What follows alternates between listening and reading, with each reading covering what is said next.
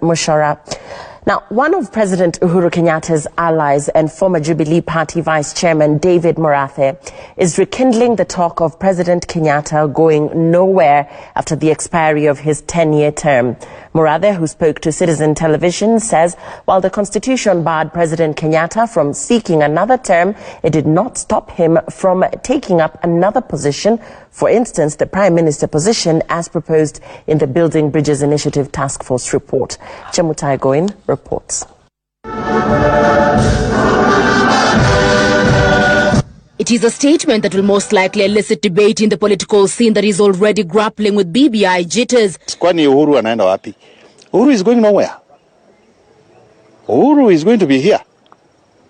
Even if he stops being president, kwani atahama Kenya? Former Jubilee Vice Chairman David Murathe, perceived to be a close friend of President Uhuru Kenyatta, adding fuel to the fire over the ongoing debate over the recommendations of the task force on the position of Prime Minister, hinting at the possibility of President Kenyatta taking the position of Prime Minister. There is going to be new formations.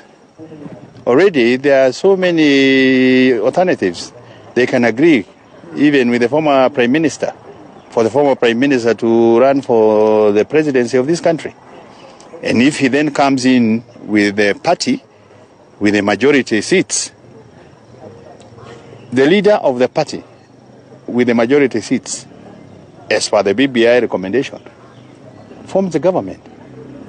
And if Uhuru is a party leader, he will form that government, either by himself or in coalition with his partners. Nothing stops him. The only caveat is that he cannot be president for more than 2 terms. Murathe making reference to the Jubilee Party election set for March next year, saying no one had come out to challenge President Kenyatta's party leadership position, adding that the party constitution did not have a limit for him and that President Kenyatta had not declared that he was no longer interested in leading the party. They better start getting used to the idea, because that is what this new dispensation is all about. So that you can either by yourself or in a coalition with others form government, all right, through garnering the majority seats in the House. And that is why you're having this conversation about whether the Prime Minister will be executive or non-executive. But as far as you are concerned, Uhuru is going nowhere. He will remain the leader of the Jubilee Party. And if anybody wants to challenge Uhuru for the leadership of the party, let them come out and say it now. Kama kuna watu wanataka kuomba viti kwa party ya Jubilee, wanakaribishwa. Lakini tunataka tuulize Secretary General, hiyo script unaenda kutoa usiku ya Raila Odinga ukome.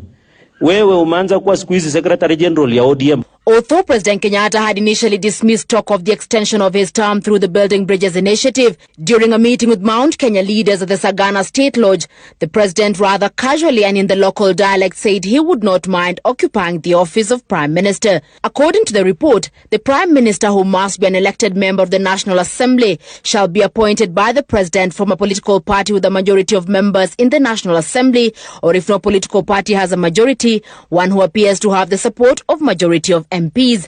The PM serves at the mercy of the president and may be dismissed at will. Many have expressed support for the strengthening of the office of the Prime Minister. Already allies of the Deputy President have urged President Kenyatta and ODM leader Raila Odinga to come clean on what they want in the BBI, instead of spending time and resources collecting more views from the public. Chemutai Goin, Citizen TV, Nairobi.